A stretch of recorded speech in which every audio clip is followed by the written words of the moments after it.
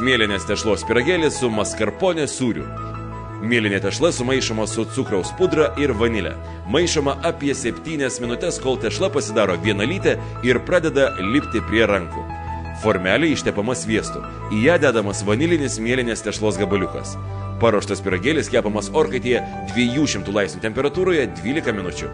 Iškeptą pyragėlį atvėsiname ir per smailėje jo dalį išimame dalį tešlos iš pyragėlio vidaus.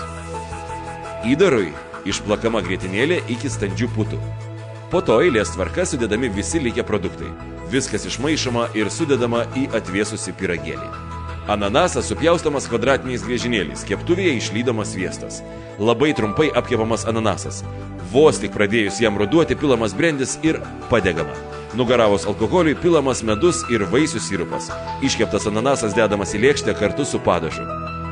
Švieži persikai nulupami ir sutrinami per sietelį. Paruošta masė sumaišoma su dalimi medaus.